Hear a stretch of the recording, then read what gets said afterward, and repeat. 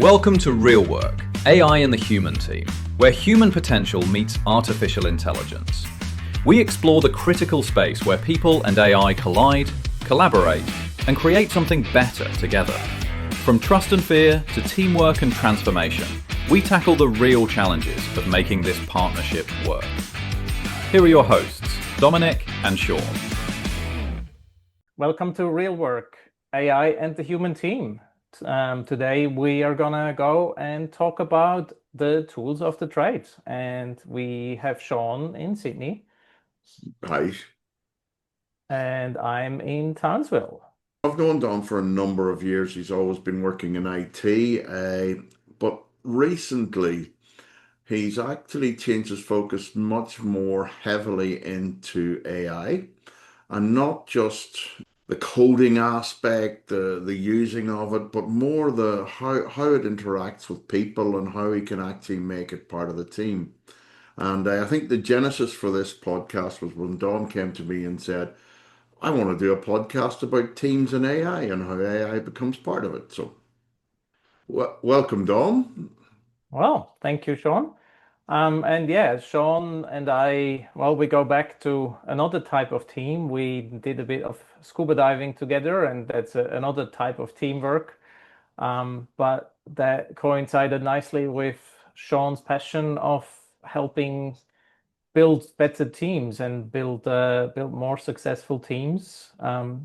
So now we're going to talk about how we can integrate AI team members into human teams, or accelerate the human teams with AI. And So it's interesting you talk about the diving as a team, and I hadn't even thought of this until you mentioned it, Don. But when we dive together, we can't communicate very well. You know, and it's I hand mean, signals you're and known to speak underwater sometimes, so yes, not everybody can understand it. But the difficulty in communication, and we compare that to AI, the difficulty communicating with AI and virtually as well. So all those things have an interesting concept where actually teams need the same set of stuff to make them work, the same conditions to make them work, whether virtual, underwater, or on land, or AI included. So it'd be great to get into this conversation. So yeah, yeah, I think we agreed to start off simple, didn't we? absolutely. Yeah, and talk about the different tools. So shall I start with a little bit about my journey? Absolutely, yeah. I think that's a great point.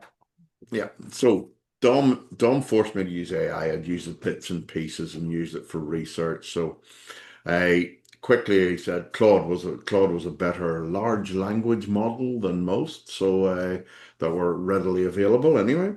And I said, okay, I'll give it a go. So I started to ask Claude some questions, and I spent 3 days talking to Claude, and Claude broke down a number of times. I tried to get Claude to do things that I couldn't do and had no idea what I was doing, and Claude had give give me some responses that, and answers and solutions that didn't work as well as they could, but they actually did what I asked. So Hmm. I've had this fraught journey where different AI models have lied to me. They've told me the truth. They've made things better. They've made things worse.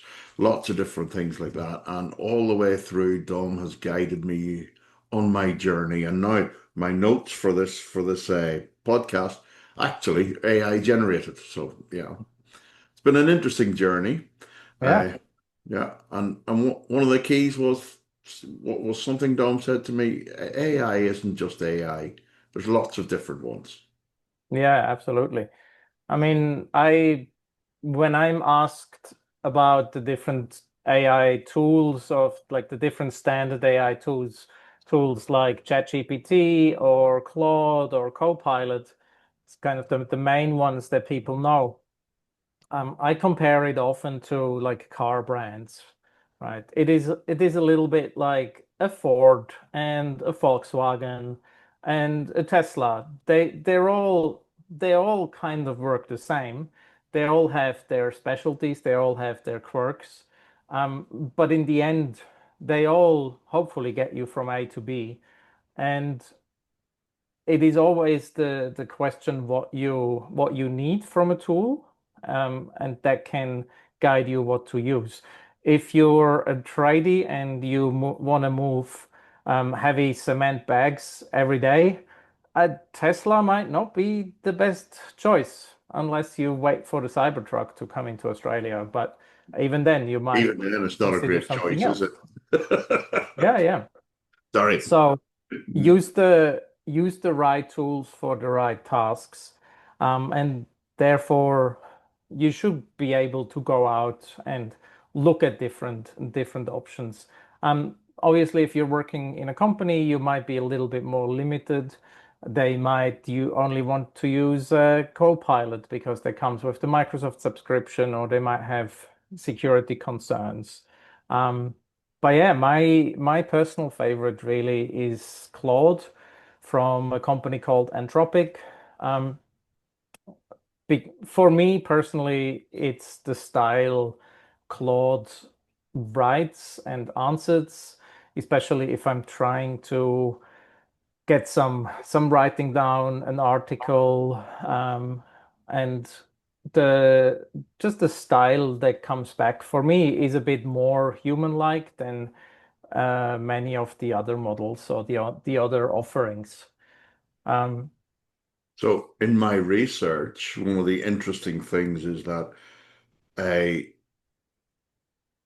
13 billion revenue from AI in Microsoft alone. yeah. 13 billion from introducing Copilot. Some of the other things we've got here, Copilot's with OpenAI maintains 34% of the market share Mhm. for AI products, and that's down from 50%. So we can see the Yeah. diversification coming there, you know. Anthropic are 24. So and that's the one. And actually, Chat GPT, sorry, I'm dyslexic. I'm dyslexic. Dyslexic is the same as dyslexic, only we get our letters For mixed up. dyslexic people. And I can't spell Chat GTP. Uh, You're but doing a good job. hmm? I'm You're close, doing a yeah. good I job. cannot get the T's and the P's the right way around. And I actually have to physically think about it. I think I got it wrong there, but I'm not 100% sure. I But this whole market is quite interesting for me in my research. I found 51% of organizations are using AI. Yeah. So round about the 50% mark, half of that is a coding. Yeah. So half of the usage of AI is coding in enterprises. 31% then with chatbots. Mm. Or 31% of organizations have taken on chatbots. Half of them have taken on coding. And knowledge and management tools are only at 28%. Okay. So why is that so low? Um, I think it's the coders tend to be more technology, um, like open to technology and to change. And it is actually technology and change is often the lifeblood of the coding world, right? We're here, we're working in organizations to do change, to implement change, to build a new workflow. And uh, marketing and management and HR, they're more on the often more on the receiving end. And therefore it's often harder to get in front of these people and to even like show them what is possible, right? Hmm. And the biggest thing in the various workshops that I've run was that people just have no idea what AI can do today, what the capabilities are. They might have seen ChatGPT um, or Claude, Copilot, and they're like, "Oh, yeah, write me a better dad joke," or like rephrase this in this email. That's what people see. and use it for. But if your main job is number crunching in an accountancy, you might not really have the drive and time even to go and like, oh, how can I use these other tools to make my life easier, especially if there is no support from the business. Whereas a coder might often go like, oh, look, there's a new technology, I want to try this. So I go away and start using it. And yet coders are the biggest impact so far, aren't they? The biggest impact on coders, the amount of money people spend on hiring Mhm. coders, etc. One of the biggest impacts. But that's only for the I suppose the entry level coder, not so much the experienced coder like yourself who's actually adopting AI. A couple of things that spring to mind, that coder piece, but there was also a nice piece in the stuff that I read. Is it McKinsey who quote the set 10 20 70 rule? 10% of the effectiveness of an AI implementation is the algorithms, Mhm. the actual thinking style of whatever they do and the rules that are put in place, etc., and what it's sent out to learn. Mhm. 20% then is reliant on the knowledge base. Mhm. And one of the things that might give people a little bit of heart, McKinsey are saying 70% of the success relies on people and processes. Yeah. How Yeah. the people interact with it, how people work with it, what they do. Yeah. I can see that absolutely. Actually, just a few hours earlier, I watched a recording of a webinar from someone. I think it was published through the Sydney City Business Hub or something like that. And the analogy or the example that the speaker brought up was, well, if you go to your colleague and say, hey, write me, or this was about more a private one or a personal setup, about recipes, make me recipes for my weekly cooking. And so if you go to your junior kitchen hand and say, hey, write me 50 recipes for next week. I see you in 2 hours. Then they probably will go like, what? Like, what type of recipes? Vegetarian, meat, breakfast, lunch, or dinner? Like, what do you want? And then if they don't have resources to ask that or chance to ask that, they might just go away and make 50 recipes. And then you come back and like look at it. It's like, what is this? It's like I wanted fancy dinners and all I got was bacon and egg sandwich. Mhm. So the point that I tried to make here is the instructions were not there, right? The instructions weren't there to do 50 fancy dinner recipes that contain a mix of vegetables, pasta, or carb and meat. We want vegan options, we want vegetarian options, we want fish, we want meat. So the instructions weren't there, so you don't get the answer that you want. And the same is true with these AI tools. So I've just been the through that myself today. And okay. I started a project like you taught me, and I put all the files in, and then somehow it goes off and chats somewhere else rather than in the project, and I didn't understand that. But I asked it to do something, and I went down a path, and Mhm. it started to go off, and it went off in a large way. And I Okay. just scrapped the whole project and started again because it was learning to go the wrong direction, and it was very hard to steer it back to the direction that I wanted to go. It was Yeah. actually I was asking it to write me some interview protocols for team members and help me with that. I wanted to change it up a little bit.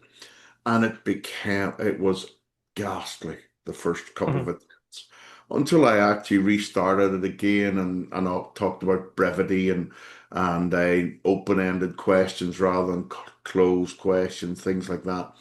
But those instructions are important whenever Yeah, you're yeah, talking with your. Mhm. yeah. Yeah, and so that's about different tools or how you talk to them, right? And that's where a statistic like what you mentioned from McKinsey comes in.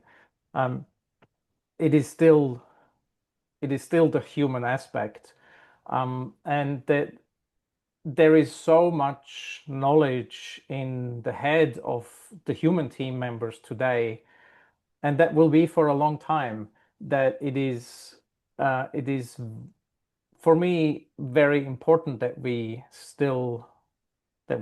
work with the humans. It cannot be we're just bringing in a robot and think that that can then solve the problems. And that's what, kind of going back to what you were talking about before, the coders, and essentially for the first time in 20 years, are a bit on the decline. There's not as many positions open. There is not as much hiring going on. It's much harder as a software engineer to find work. Um, you need to stand out much more. And yes, that has to some extent a basis in AI. And there's definitely some companies that say, "Oh, we don't want to hire juniors anymore because our senior devs are um, they're more than capable of doing whatever the juniors were doing in a fraction of the time using those AI tools." Um, I mean, you're more experienced with teams, but for me, my point of view is this is a very, very short-sighted viewpoint.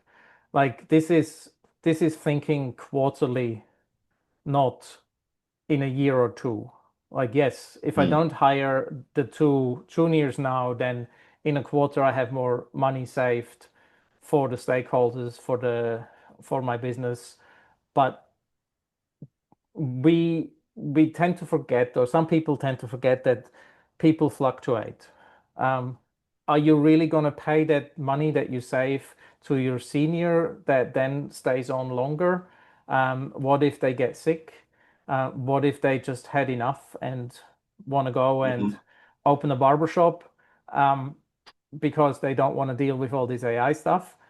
And those Mhm. things happen, right? You have technologists that are like, oh, I don't want to make this transition. I'm gonna retire early or move to the countryside. And at one point, your business will lose your senior staff, and then there's going to be a tremendous amount of experience gone, and disruption is going to happen. And then you're trying to go and find somebody new that can take that over. But if you actually go out and find somebody younger that is now growing up with this AI environment, they might be a lot more productive, a lot faster, and actually rise through the ranks a lot sooner Mhm. and be a partner for So your senior staff. what a lot of people have talked about is that if we take away the supply point where we bring in people doing Mhm. the junior lawyer piece, the junior programmer, the coder, used to be called programmers back in my day. I don't know what was wrong with programmers. We have to be coding with hacks now and things like that. But anyway, I, the junior comes in and progresses through. However, what I'm seeing, particularly with coding, is that whilst we do stop bringing people in at the bottom end, we actually bring some people at the bottom end who can drive AI to do the coding. So it's a Yeah. different skill set and it's a more productive skill set. And it's not, from my coding experience, it's not something that a 50-year-old, 58-year-old whose last expertise was with a PLC back in 1997 reprogrammed the PLC. That's kind of where I stopped doing any what we call it programming. And you know, I, I can't step into that world anywhere as easily because it's changed so much. But the new Yeah. people have grown into it. Yes, there'll be less demand. Mhm. Yes, there'll be less. Perhaps it's maybe we don't look at a 40-hour week anymore because this dropping of demand is because productivity's gone up and will Mm. go up. So it could be the best thing that happens. Yeah, I think so. Everybody wants a 35-hour week, 34-hour, 32 Yeah. hour week. Lots of people talk about all those things. No, that's a whole nother podcast series. Mm. But bringing those in are nice because it can happen. But then we've got if we look at something from Commonwealth Bank here in Australia, the chat IT system resolves 99% of employees' IT queries. Yeah. Now, I would say 95% of employee queries are, can you reset my password? Yeah. Yeah. But, things like that. How do I switch it off and on again? But that 99%, that's a lot of IT troubleshooters Yeah. that have disappeared. Not so much coders, but troubleshooters. That could be a different kettle of fish. I don't know how Yeah. that will play out. I haven't given it much thought. Yeah. Yeah. Um, do you have something to add on this topic directly, or should we kind of go back a little bit onto the topic of the tools and I talk was a going bit I about other actually tools? I have the question for you, Dom. I've read Yeah. all this stuff and I Commonwealth Bank have a chat IT, right? They've built Mhm. that themselves. Or they've got people in to build that. They can afford to do that because they've got AI does have the ROI needed for an organization like chat like Commonwealth Bank to move into. What I'd love to know is what are the sort of tools available for small to medium enterprises who can't just sit down and say, I'm going to send a team of 20 people off to create an IT system that actually, or an AI system that actually sits within the core of my business, takes all the contracts that we are under, et cetera, Mhm. analyzes them and has all that inside data, ring fenced off, all that. What about the small business and the medium-sized businesses? What can they do? Um, there is a lot of tools out there today that are accessible for smaller companies. For yes, you still pay like monthly or yearly subscription fees, potentially even per employee that needs to use them. But with a lot of these tools, you can then like build access points where just a couple of people need the actual subscriptions and need to build up the infrastructure, and then other people can use it from the outside. Kind of like we use websites and we use the so-called SaaS applications with like in the accounting world it's Zero, and HR has their Gusto, and there's lots of these applications, and even a smaller company can build if they have some technical people they can use the existing tools to then build on top of that. But you can even start below that. With tools like ChatGPT, you can build what's called custom GPTs that you give information, you give files to, and then essentially get a web application or that you then can interact, and then you can talk to a specialized version of ChatGPT where you can that you can share within the team. Um, with Claude, for example, you can tell Claude to or guide Claude to create simple applications, and then you can share them within your team, or publish them and share them within your team, and they can use those applications. Other things that I've seen is that is very successfully used by companies, by small companies, is things like Notebook LM from Google. That is a platform that started as a very simple, that was just a prototype, like, oh, look, here we made something cool with our AI system, and people absolutely loved it.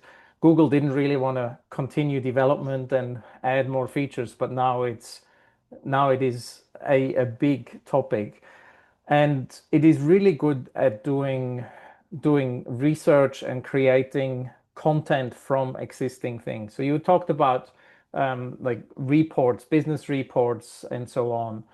So what you could do is you could put all the quarterly reports of your business into Notebook LM, and then you can ask it to analyze those. And it has like presets where you can say, "Hey, make me presentations about this. Make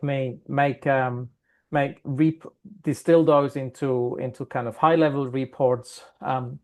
You can create video presentations. I haven't actually tested that. That's a new feature. And kind of what the big one that Notebook LM made famous was that you can create little podcasts, like 20-minute podcasts. Um, and you can think about them what you want. By now, most people probably heard one of them. They're two speakers talking a little bit like us, talking about a topic, but this topic could be the quarterly reports and the content of that, or it could be a scientific paper. Like I have used that before, where I had a scientific paper. My wife is a scientist that sounded interesting, and I'm more a layman on those things. But I got the PDF, put it in Notebook LM, downloaded the podcast, the 20-minute podcast, jumped on a flight, and then I could listen to it. And did I need the in-depth data analysis part of those marine mammal tests that they did? No, I didn't. That's not my business. But I wanted to know the high-level stuff, right? So tools like that is definitely something that smaller businesses should go and use, and Yeah, they're I sometimes also do, for free. I do love this whole I've been out of corporate for a number of years now. I work in corporates, but I'm not sort of stuck with the policies and procedures that are in their intranet and the mess that the intranet was becoming because the people just kept pumping stuff in Mhm. and nobody was taking anything out. So Yeah. you end up with five or six policies on smoking in the workplace or drinking or harassment or whatever, and they just sort of they accumulate. And It's like a AI's black hole. ability to actually categorize, securitize all the different policies, Mm. procedures, everything like that and is and huge. just find Hmm? Yeah, and the and search just find function. them. Yeah, Yeah. yeah, the search function. I do like in Google. Google has become a sales machine now, so it's the sponsored ads you get first, and Mhm. whereas AI is not doing that. Well, now they add their AI on top. Yeah. Yeah. Yes. Yes. So tell me, if I'm running a small business, it's selling widgets, and I've got four stores and an online presence. Hmm. Okay, and I've got four stores, one on each of the major cities. Which one am I not going to? I'm not going to tell you, but in four of the major cities, got an online presence. And what would I do if I wanted to use AI? What would I start thinking about? Where would I begin? The the big question there is kind of where are your pain points, right? Are your are you where are you struggling right now?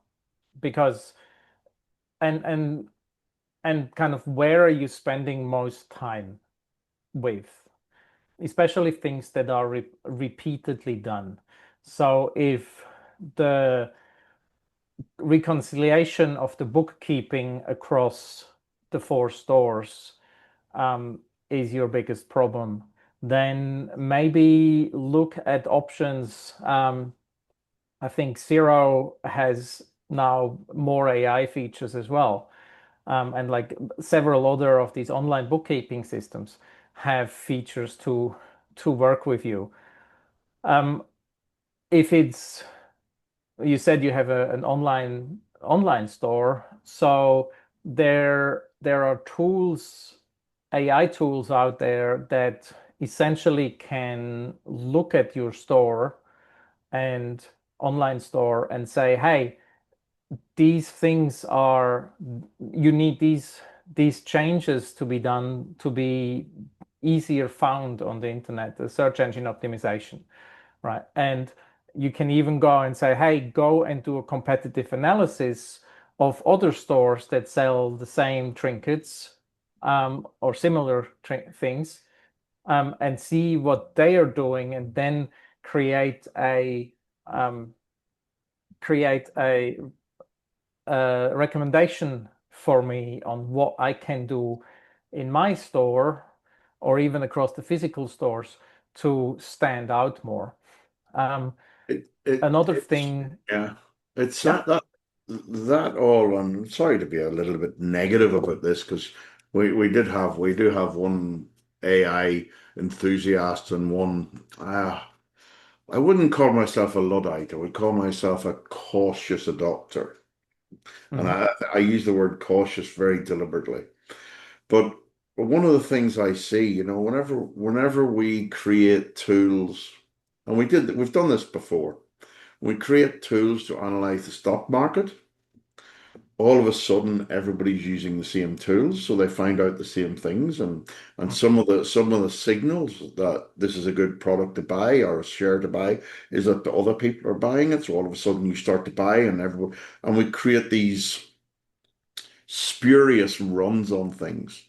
I see if I'm trying to get my widget into your hands, and 3 other people are getting their widget into your hands as well. Everybody's trying to. mm, It's not about my widget anymore.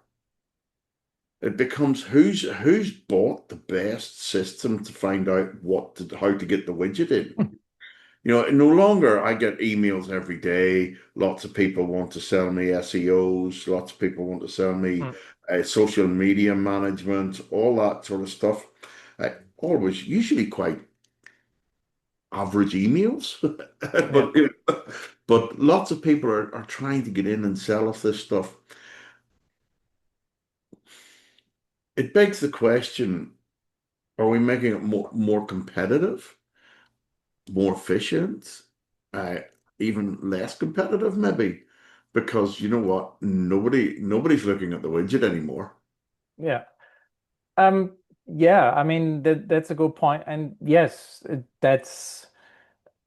it becomes the marketing world will become much more competitive, and also in general things become more similar, especially with AI, and um, because now everyone is using AI for like their marketing copy, and if you're not standing out in writing your own marketing copy, then AI will not help you to stand out much better.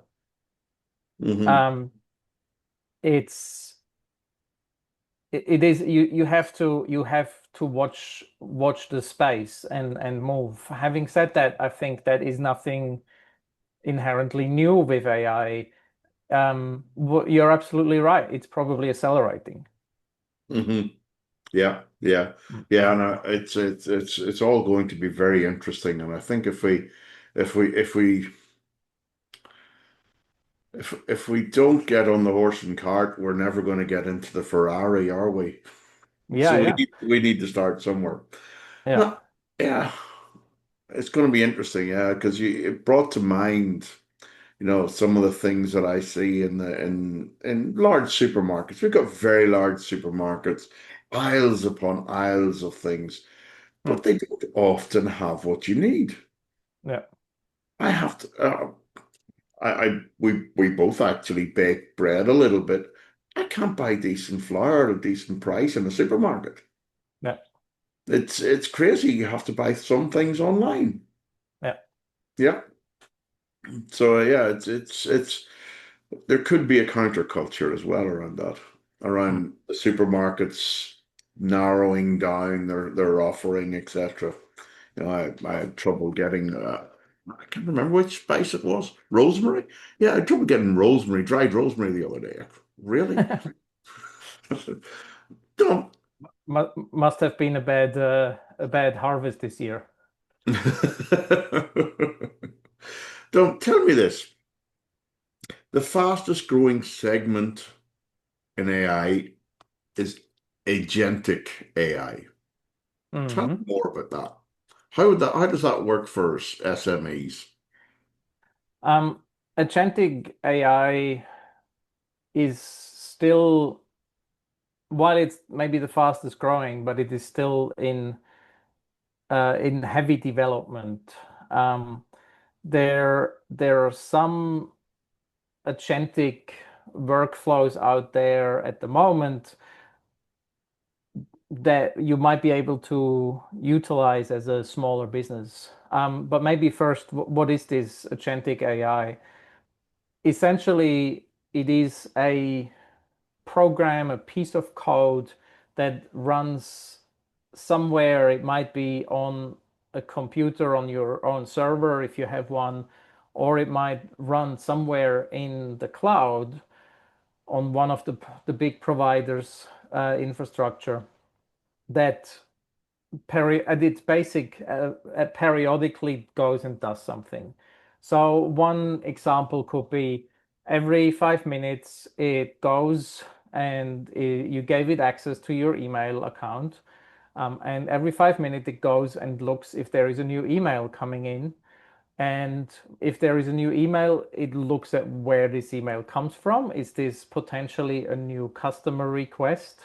And then it might go and trigger something, right? It might, if your organization is using Slack, it might send a message in Slack, or it might start preparing a reply to this customer because the customer might have a question. So the that agent, that piece of code, using um, an LLM, an AI system like ChatGPT, might go and look up your product list or your frequently asked questions and then come up with an answer and then write an answer email to this customer request.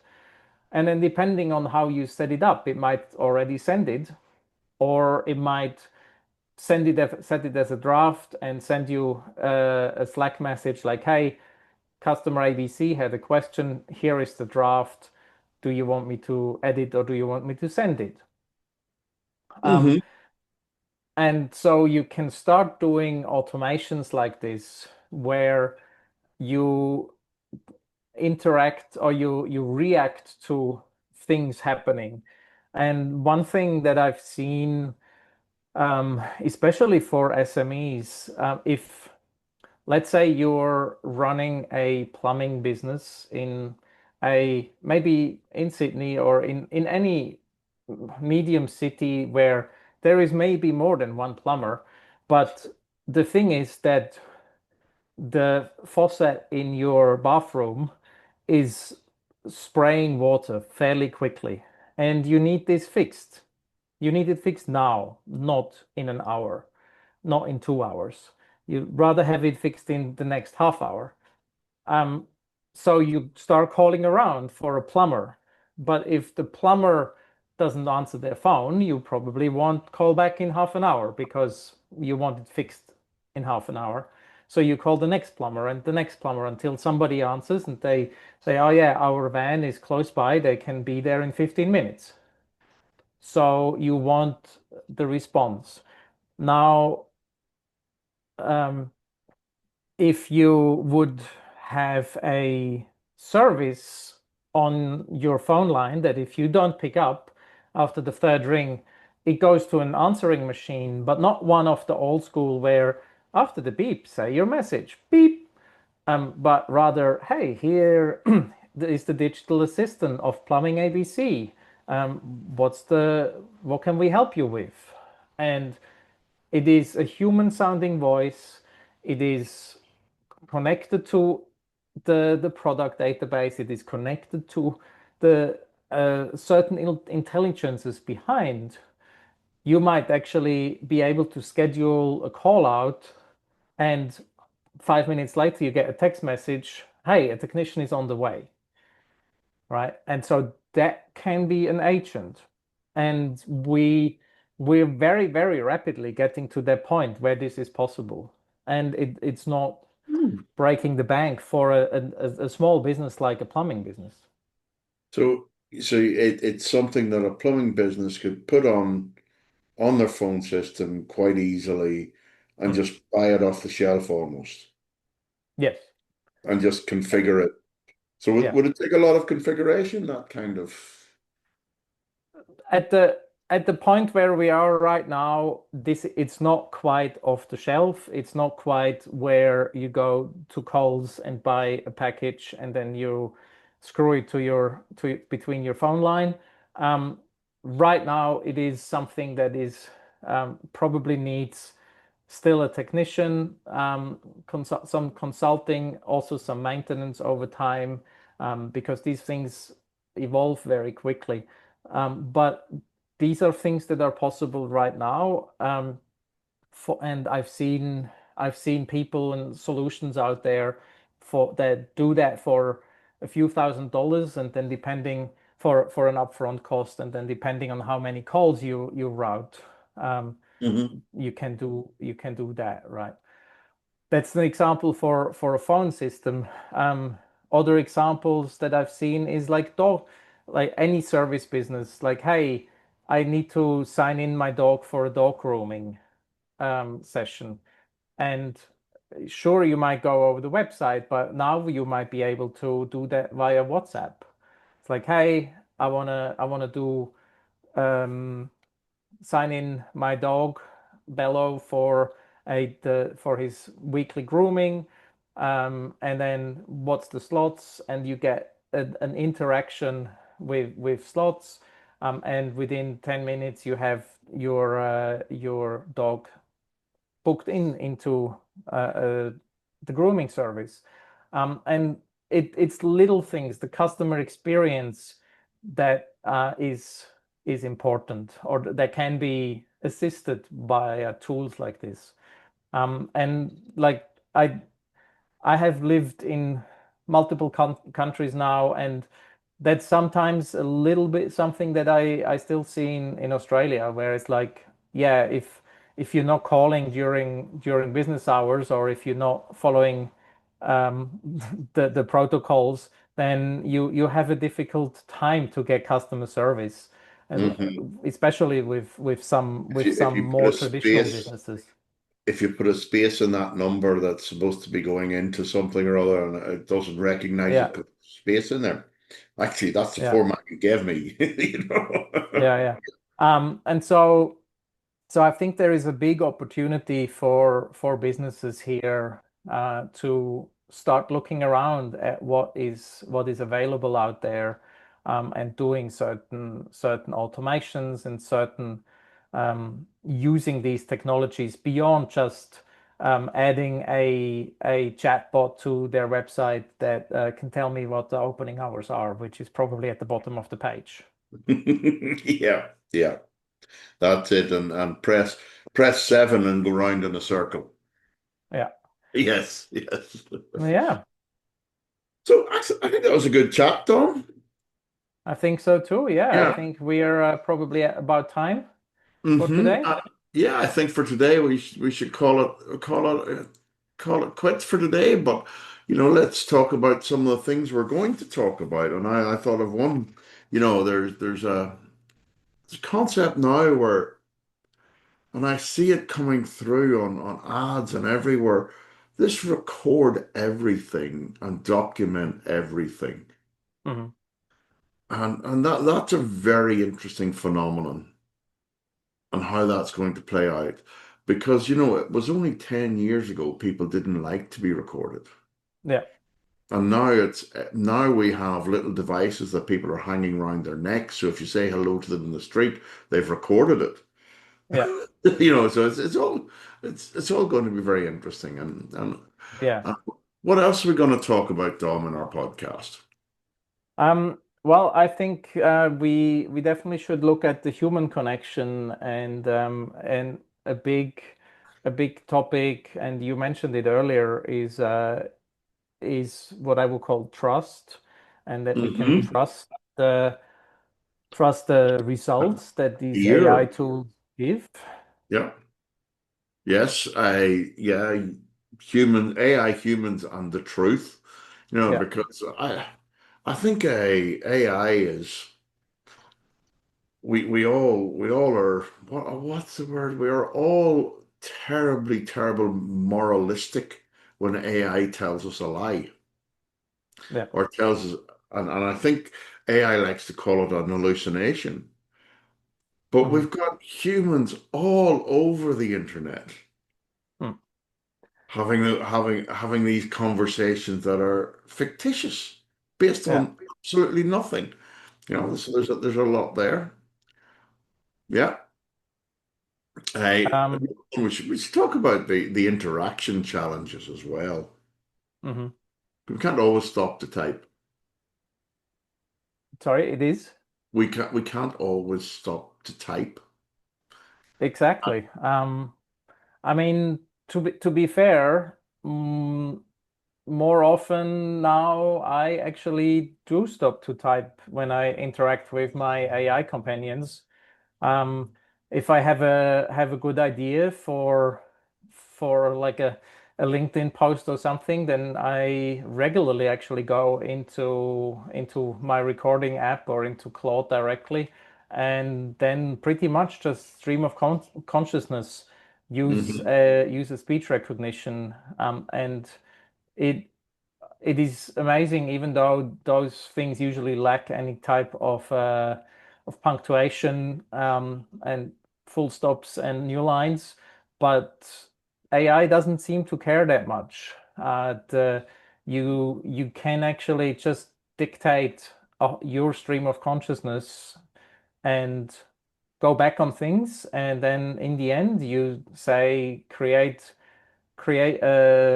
put this into a useful format, into a numbered list or whatever, and yeah, it does a good job. So maybe we don't have to keep typing.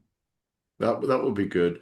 And then another one that interests me a great deal is the behavioral style and the Mm. thinking styles of AI itself. I was amazed by its sycophant nature whenever I started. Yeah, Uh, yeah. and it scares me in that. So, mhm, Yeah, I mean they're made to please at this point, and the different types of AI, they or the different manufacturer train them slightly different. And some there's more direct, and some that will actually, if you push them hard enough, or if you tell them that they should actually push back and say no, that's wrong. But yes, we're at this point, we're still at the point where they, yes sir, this is mhm. true. And that's that sort of comes back to an old thing I used to say to some of my coaching clients. Do do you love your kid? Do you want your kids to love you? Mm. Or is it enough that you just love them? Yeah. So AI at the minute is behaving in ways that it wants us to love it rather than it caring for us at all. Yeah. Yes, you can have that piece of information. It's not true, based on Yeah. nothing real, but there's that piece of information. Does that make you feel better? Yeah, that it does. Yeah. Yeah. Okay, Dom. Great chat. Look forward to the All right. next. All right, sounds good. Thank you for your time, and yeah, see you in the next one.